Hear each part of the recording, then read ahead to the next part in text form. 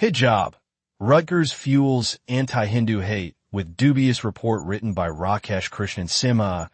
Goebbelsian Rutgers University report and panel discussion labeling Hindu American organizations as threats to pluralism face fierce backlash for promoting Hinduphobia, risking violence against Hindu students, and undermining the very diversity it claims to champion.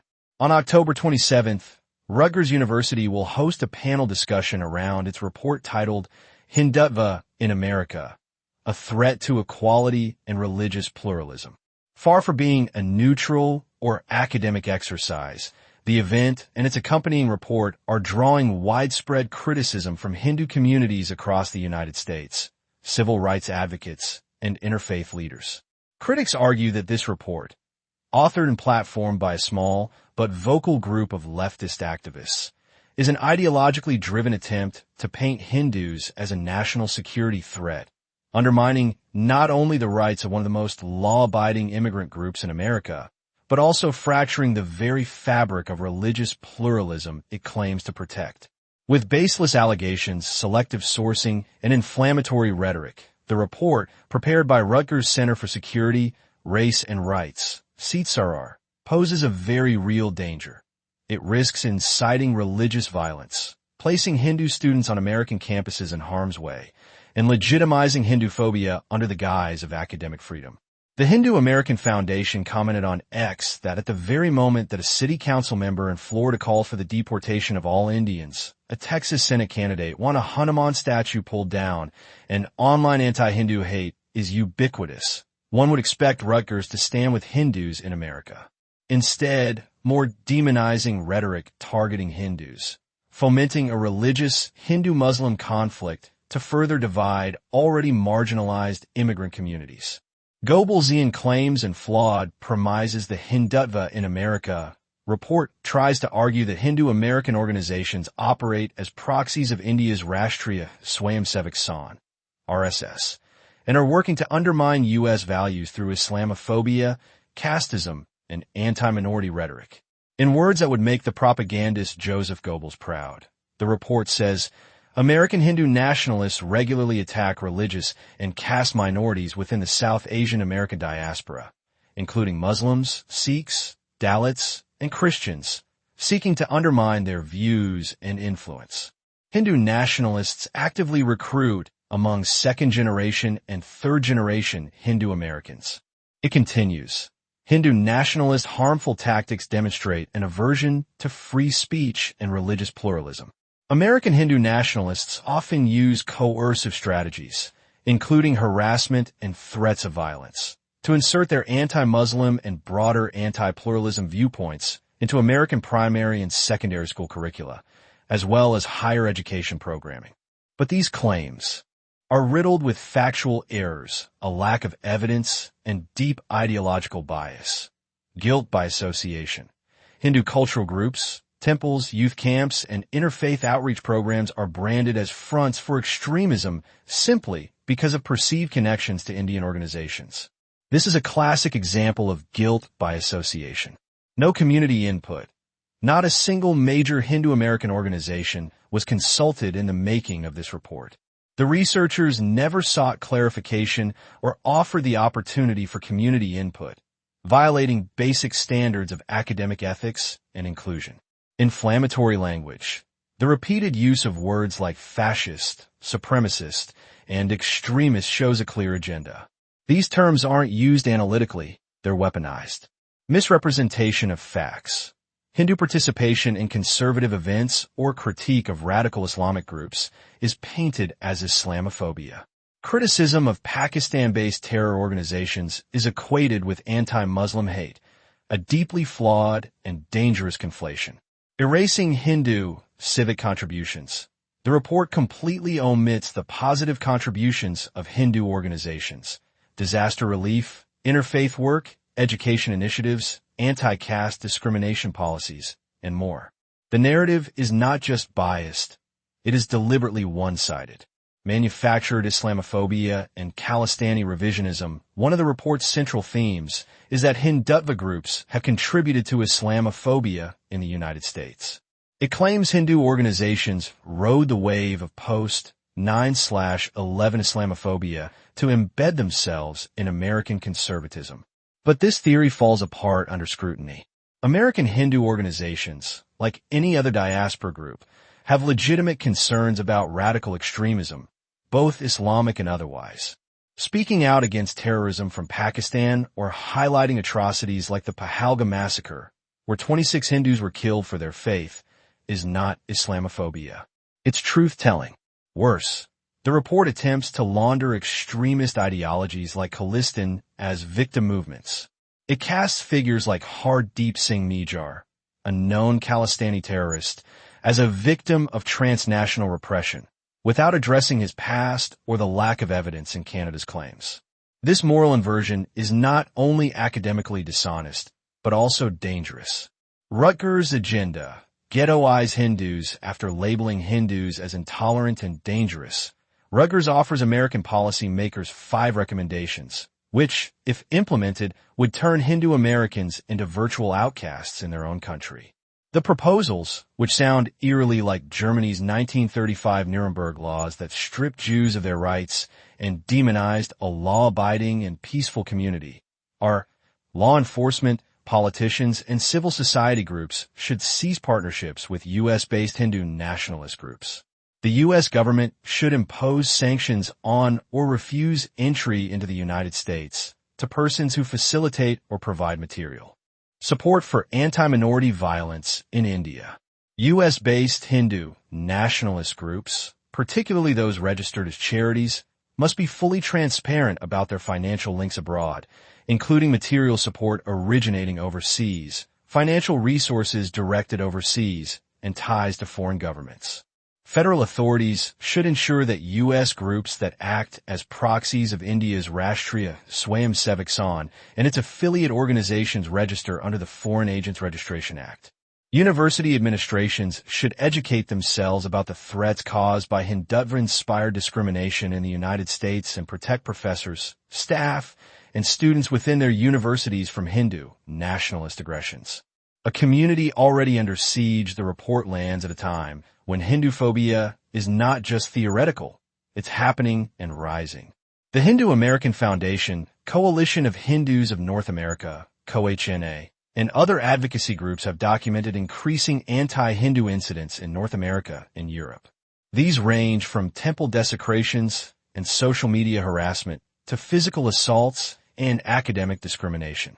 In 2023 alone, temples in New York, California, and Ontario were vandalized with anti-Hindu and pro-Khalistan graffiti.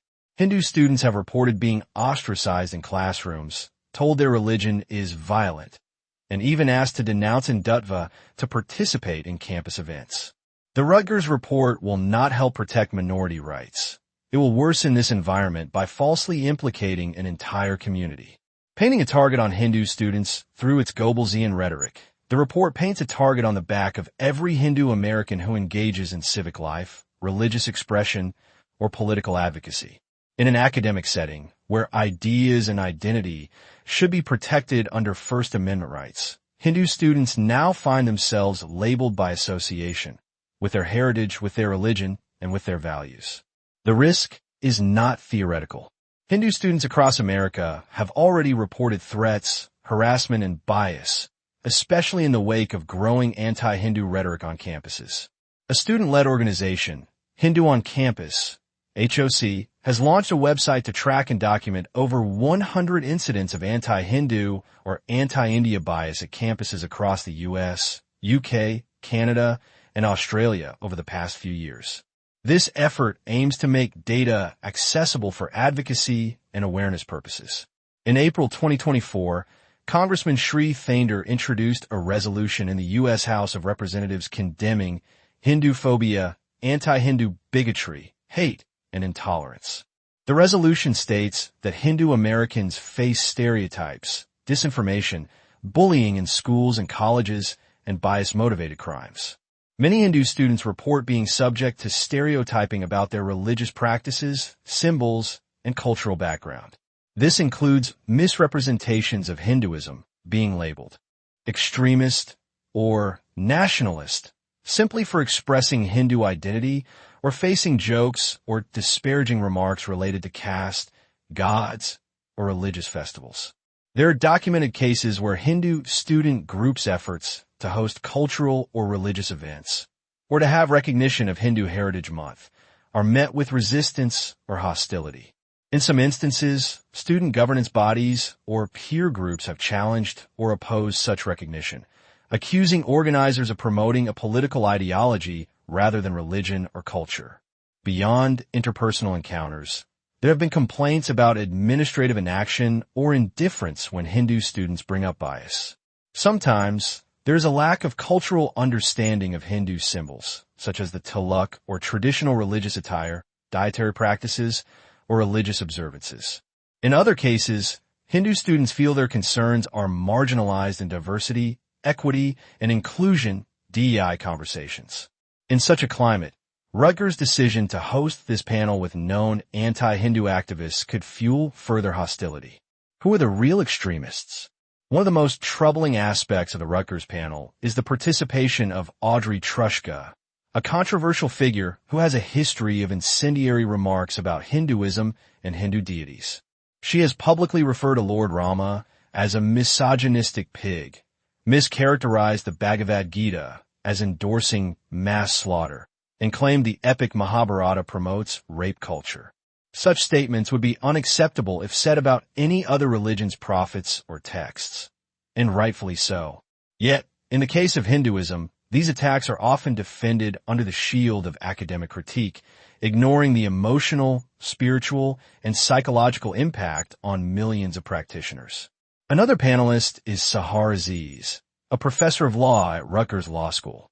Known for her trenchant hatred of Jews, she uses her law school position to legitimize anti-Semitic narratives and defend terrorist movements. On October 30th, 2023, she posted on X that the world would rather show solidarity with our corpses than honor our resistance, a clear defense of Hamas's October 7th massacre that claimed 1,200 lives in Israel. In the post, she shared an article featuring images of Hamas gunmen breaching Israel's border. Earlier, in May 2021, she signed a Rutgers faculty letter defending the Palestinian right to resistance, implicitly endorsing Hamas rocket attacks on Israeli civilians. Moreover, CSRR, which produced this toxic report, is already under investigation by the Senate Judiciary GOP for promoting anti-Semitism. Democratic Congressman Josh Gottheimer has also criticized the center for providing platforms to individuals connected to terrorist organizations like Al-Qaeda. The law firm of one of its sponsors has been linked to a pedophile arrested in Houston in 2024. Shouldn't an academic institution, particularly one in New Jersey, home to one of the largest Hindu American populations, stand against bigotry, not platform it? Countering the narrative, a Hindu-American rebuttal, Stop Hindudvesha, or has systematically dismantled the Rutgers report, exposing its sweeping distortions and dangerous implications. Citing over 50 sources and grounded in legal records, academic research, and historical evidence, the over 30-page rebuttal reveals how the original report weaponizes civil rights language to stigmatize Hindu identity, delegitimize Hindu-American institutions, and institutionalize Hinduphobia under the guise of scholarly inquiry. This is not scholarship, says Dr. Jai Bansal, the Vice President of Education for VHPA. It is a calculated ideological offensive. Its aim is clear: to criminalize the public expression of Hindu identity, delegitimize Hindu civilizational frameworks, and brand American Hindu organizations. Many engage in education, service, and culture as dangerous outposts of extremism. According to Dr. Bansal, the report is a form of narrative warfare. The goal here is not dialogue, it is suppression. The message to Hindu Americans is chilling. Stay silent, stay invisible, or risk being labeled a threat. Celebrate your heritage, and we will target your charities, question your loyalties, and criminalize your culture. American Hindus Against Defamation, AHAD, has also published a counterdocument, Hindutva and the American Dream, a case for inclusion and representation. AHAD analysis shows that the Rutgers report has painted ordinary Hindu community activities, temple worship, youth camps, and charitable fundraising as sinister plots. Such framing is never applied to other religious communities. This report recycles colonial-era stereotypes and applies cancel culture tactics to erase Hindu voices from public life, said Deepti Mahajan, president of Hindu Pact. Mahajan and her team used AI-driven analysis via artificial intelligence, AI, to expose the Rutgers documents' biases, factual errors, and ideological distortions. The Ahad report utilized Tatwa, AI's Hindu hate detector and counter-narrative generator, which employs a model based on over 150 books, peer-reviewed studies, investigative reports, and global media archives. The system dissects sentiment, bias, narrative manipulation, fact omission, and source bias with unprecedented precision. Key findings included: the term Hindutva was used pejoratively throughout, often as a stand-in for Hindu identity. Mainstream civic and religious activities were framed as threats to democracy. No evidence was provided for key claims about foreign influence or extremism. The report's Hinduphobia risk score reached the maximum level, indicating serious potential for inciting hatred. Ajay Shah, founder of Hindu Pact, emphasized, "We've built AI that doesn't just detect negative words. It unmasks systematic narrative distortion. This is about defending truth, not ideology, and holding academics accountable when they cross the line into discrimination." What needs to be done? Rutgers' decision to platform this kind of report raises serious questions. In a post on X, CoHNA commented, "Is Rutgers an academic institution or a platform to spew lies and hatred by agenda-driven activists? Does it care about the safety of its Hindu students and organizations? Would parents feel safe sending their kids to a university that endorses such activities against their religion and culture? Should taxpayers allow their funds to be used for bigotry and discrimination?" Ahad and Hindu Pact have called for a federal investigation into possible civil rights violations. Their demands include transparency in academic authorship and funding, inclusion of Hindu scholars in curriculum development, DOJ investigations into anti-Hindu bias at academic centers, sanctions on organizations with known extremist affiliations, oversight to ensure religious minorities, all of them, are treated fairly. Conclusion: protecting pluralism means protecting all minorities. The Rutgers report fails not just in academic rigor, but in moral responsibility. At a time when Hindu Americans are increasingly under threat from anti-Hindu hate crimes, digital abuse, and academic discrimination, it is irresponsible for a public university to lend credibility to an unbalanced, incendiary, and deeply flawed narrative.